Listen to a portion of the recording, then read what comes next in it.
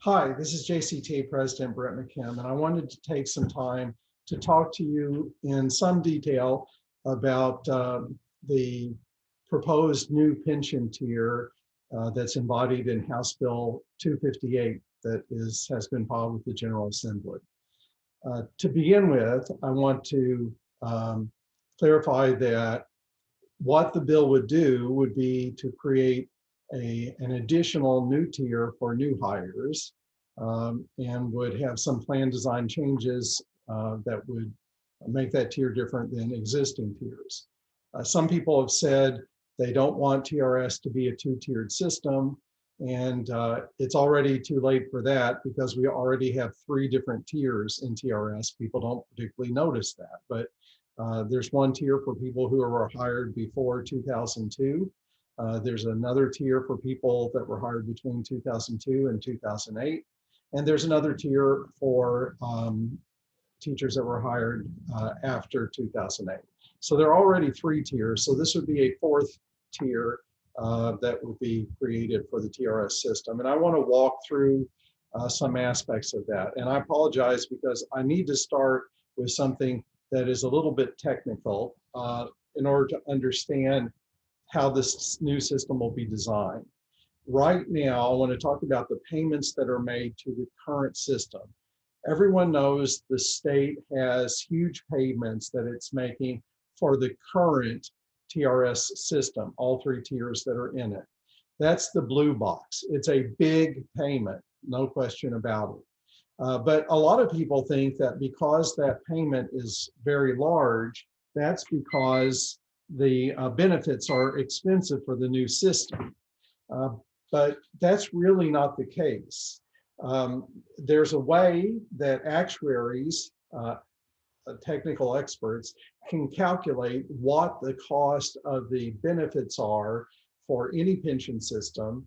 And if you make that payment of what the benefits cost, then those benefits that are earned that year are completely prepaid for when you retire, and you don't ever have to put another penny in to pay for that. That's called the normal cost. That's the green box on this chart that you see.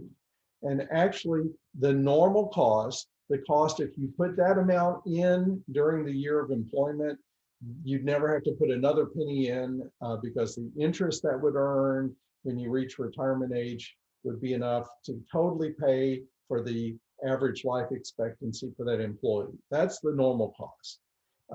Notice that's a relatively small box compared to the big red box, which is a debt payment for prior years underpayments or failure to fully fund the retirement system in the past. By far, the biggest cost right now for the state, for the current TRS system, is not what it costs to pay for a year's benefits for a year of educators service. It's the payments on the huge unfunded liability debt. Now the state's making those payments. It's been making 100%, give or take like from 97 to 100% payments on their debt for the last 4 years. In fact, the last 2 years, it's been 100% out of 100% payment on their unfunded liability, and that's going down. But it is a huge payment. It'll continue to be a huge payment for the next 25 years. So for the existing system, that big red box is going to continue for 25 more years till the debt's paid off for the unfunded liability from past years. But what we need to focus on to understand this new pension system is the little green box. That's the normal cost. As I said, that is how much would you have to put in for all of the employees to be completely prepaid for when they reach retirement. That's what the normal cost is. For the current TRS system, for someone that's hired right now, that cost is a little less than 15% of their annual salary, however much that is. Because the more your annual salary, the more your pension benefits. So normal cost is generally expressed as a percent of payroll or percent of pay. For a current employee, the actual cost to totally pay for their year's benefits in the that they've earned whenever they reach retirement age is 15% of pay.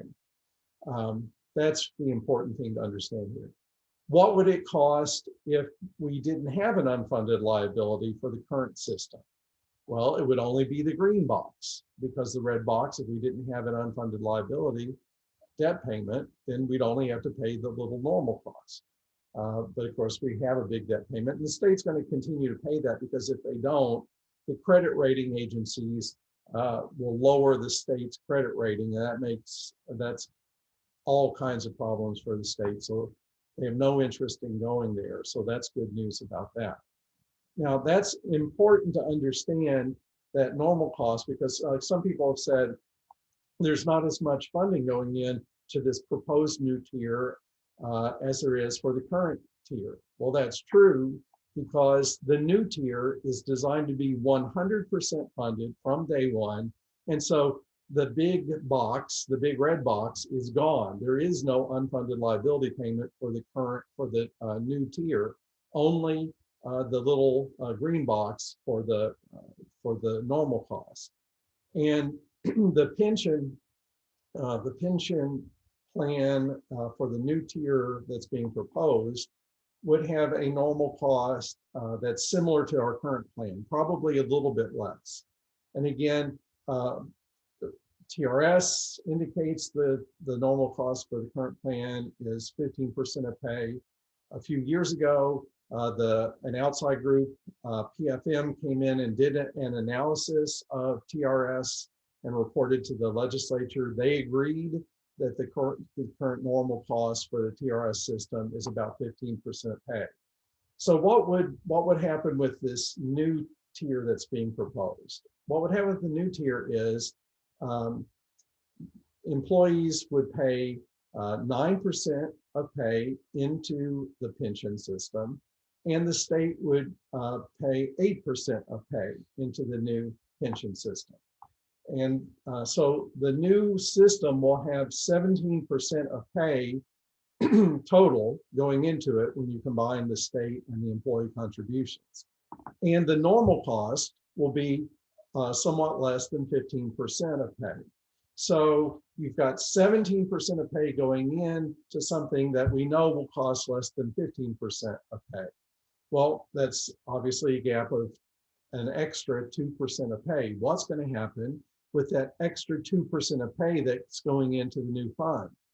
Well, what that's doing is it's going to go into a separate stabilization reserve fund that will grow with time, so that unlike the current tiers, where if the market is down some in a given year, we have to go to the state and say, oh, the actuarially required payment is up, and state, you have to put more money in. And that's most likely to happen when the economy is tanked because of a recession, which is exactly the time that the state has the hardest, has usually less revenue and the hardest time making an additional payment.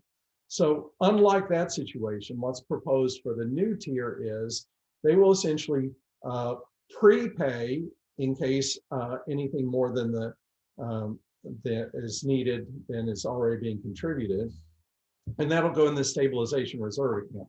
So with the new tier, they are pre-funding, so they don't have to go to the legislature and say we need more money.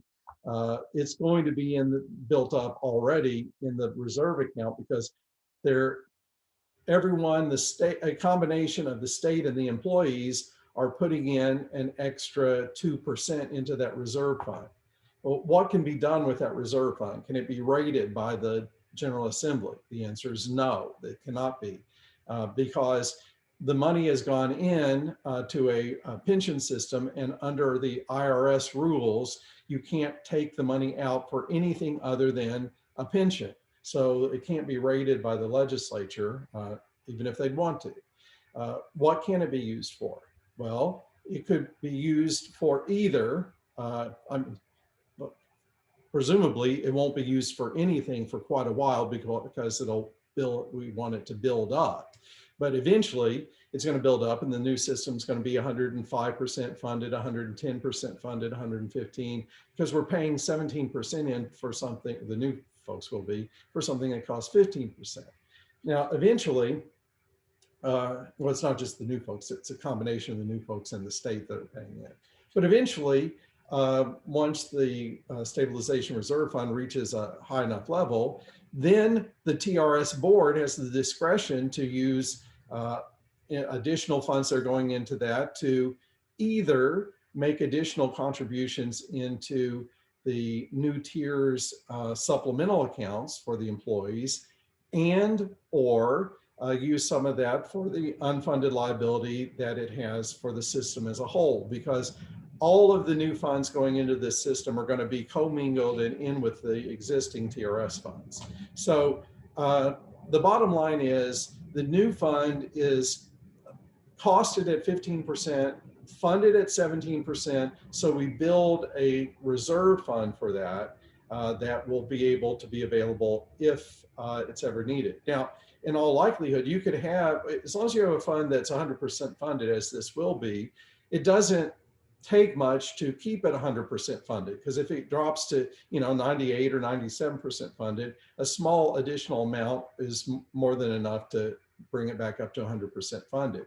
So it's very unlikely, since the thing's costed at 15% of pay but has 17 going in, you could have a recession that causes the market performance to be low, and that could cause the normal cost to go up from 15% to 16%. And you're still putting money into the reserve account. You could go from 15 all the way up to 17%, and still not need to even use the reserve account. But if you had a super duper terrible economic meltdown, Great Depression or something, and you went somehow from the 17% all the way past, from 15 all the way past 17%, all the way up beyond that, then you have that reserve account that's available to make sure the full ARC, actually required contributions made, and the system remains fully funded. Now, I want to run through you quickly as an employee advocate during the discussions that led to the development of House Bill 258. I had several priorities, and I shared these with the whole group during the process, but I had several priorities as an employee representative, and I want to share those with you and talk about how those are addressed in House Bill 258. First, top priority, number one, was no changes for current active or current TRS members in any bill that might be developed. We have 100% success on that. No changes are proposed for the current actives or current retirees. Another priority that I had as an employee representative was that the TRS board should be protected from reconstitution by any future governor. It should not be possible for the governor to reconstitute the TRS board. That has been accomplished through House Bill 5, which was passed by the General Assembly. So that does not need to be in House Bill 258, but to do belt and suspenders, as they say, and double protect, Representative Massey, who filed the House Bill 258, is also filing an additional bill in addition to House Bill 5 that was passed to say that the TRS board cannot be reconstituted by the executive branch. Another priority that we had was to maintain any new tier would need to not be a Social Security tier. It should be just like the current system, all the funds going into the TRS, all the funds managed by TRS. And that is the case in House Bill 258. All the funds that go into the system for both the foundational plan and the supplemental plan all go into TRS, all are managed by TRS. That means that causes TRS to remain a evergreen, ageless fund. In other words, those funds will go in with the current funds, and it keeps TRS open for business, and it remains an ageless fund. It's not a fund that has to liquidate its assets. 100% successful on that. Another important priority that I had as an employee representative was to be sure that the members of any new tier would have the same access to the same retiree health insurance that current employees have. Before age 65, they need access to stay in the Kentucky Employee Health Plan with the same payments and the same benefits that we currently have. After age 65, they need to be covered by the Medigap that TRS provides, just like current employees. House Bill 258 does that. It assures the exact same benefits identical to the current plan holders. Another priority that I had was that the benefits in terms of total salary replacement for an employee in the new tier needed to be comparable, not necessarily identical, but comparable to the current system. And we've accomplished that with what's proposed in House Bill 258. And I want to share my screen to show you what that looks like. Here is a chart that shows you in this column, the current benefits, total benefits in terms of salary replacement that an employee would have under the current 2008 or later system. And over here, the total salary replacement that you'd have in the new tier. And over here, to make things simple, is a column that shows the difference between the two. So you can see, for example, for someone who enters at age 25 and retires at age 55, in the current system, they would receive a 72.5% salary replacement compared to their final year's salary. And in the new system, it would be 70.2. So the new system is a little bit less. If you look down the chart here, someone that retires at age 55, someone who started at age 25 and retires at age 65, in the current system, they're at 101.5% of a salary. In the new system, they'd be at 104.8. So they're a little better off in the new system. Let's jump all the way down here to like a second career person who starts their education career at age 45. In the current system, they'd retire with a total benefit of 11.1%. In the new system, it'd be 13.6%. So the new system is about 2.5% better for that employee. And in fact, for people who start at age 45, no matter how long they work, they're always better off in the new tier. So if you look overall, depending on what age you start teaching, what age you are when you retire, the new tier would be a little better for some people, a little worse for others, but overall it's comparable to the current system when you look at the total benefits that are involved. So that was a priority. I do want to mention that the way that you get to those two benefits is the new tier has two parts. One part is a traditional defined benefit pension. The new employees will pay in 9% of pay for the pension. That's a little bit less than current employees who pay in 9.105%, very similar to slightly less. So there's a pension. For the vast majority of people who will be in the new tier and who will retire, over 90% of their retirement benefits will come from that pension part of the plan, the foundational part.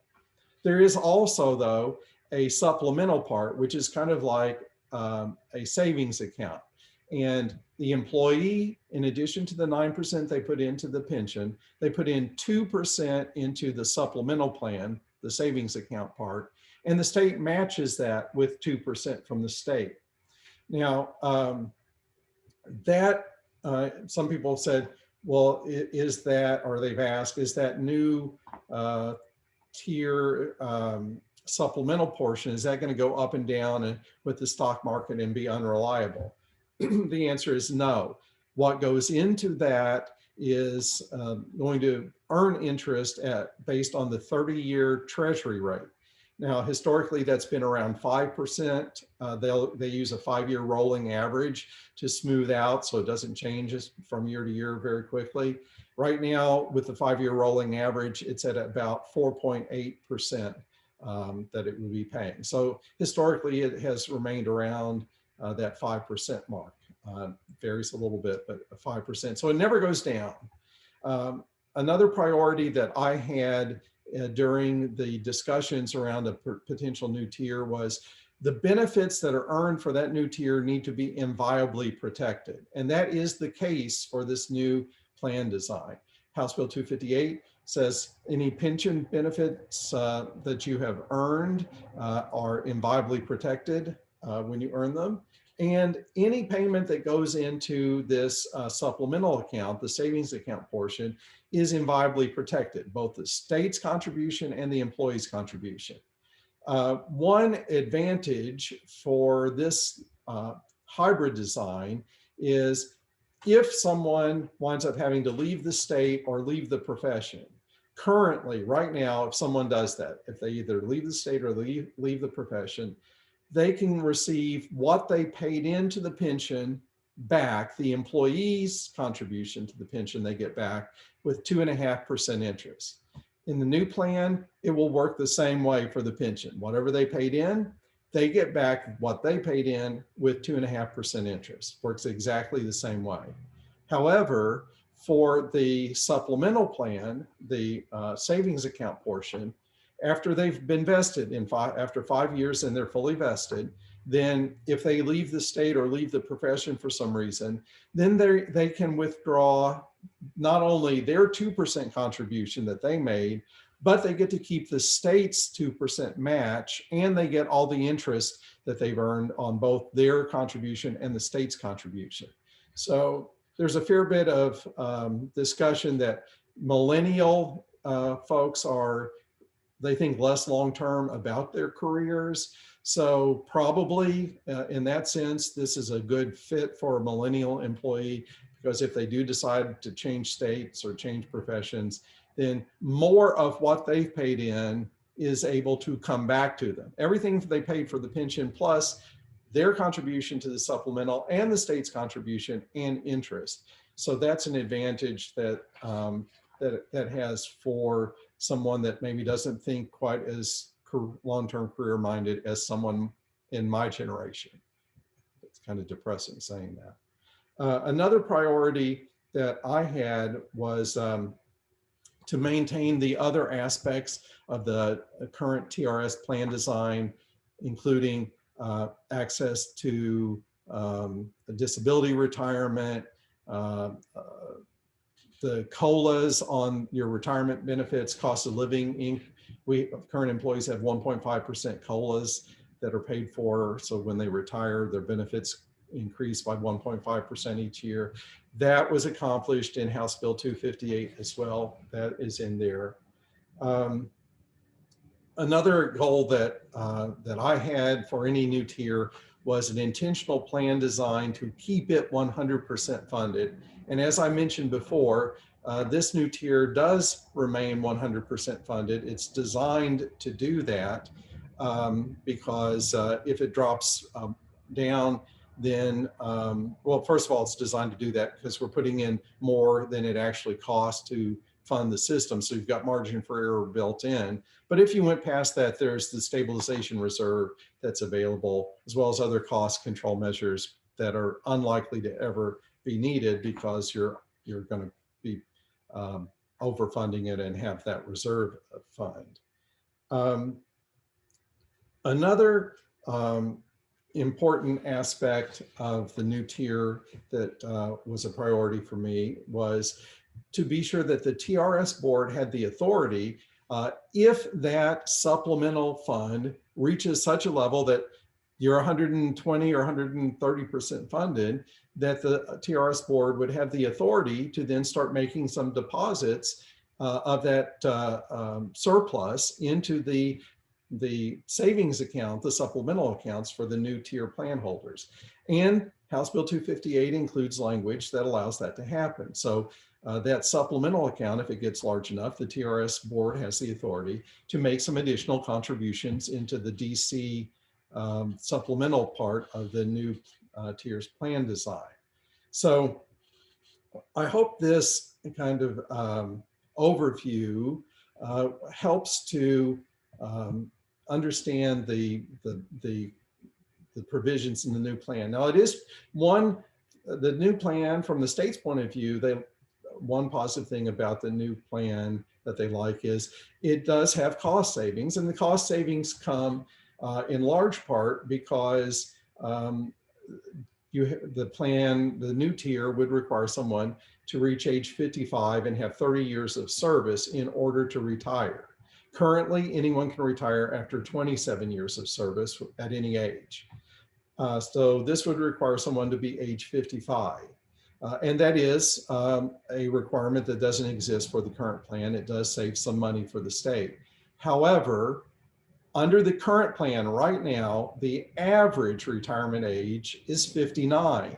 So the new tier's minimum retirement age of 55 is still 4 years less than the current average retirement age of 59.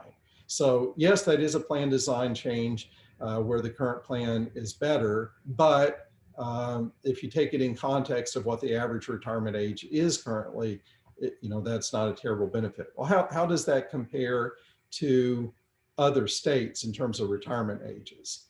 Let me share the screen and I'll show you what that looks like for some surrounding states.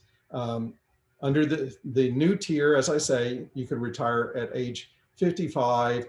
You can retire at age 55 with at least 10 years of service, although you'd have diminished benefits. To get undiminished benefits, 100% full benefits, it'd be age 55 with 30 years of service, but you can retire with reduced benefits with age 55 and 10 years of service. That's better than Ohio, where you need to reach 65 years of age in order to retire.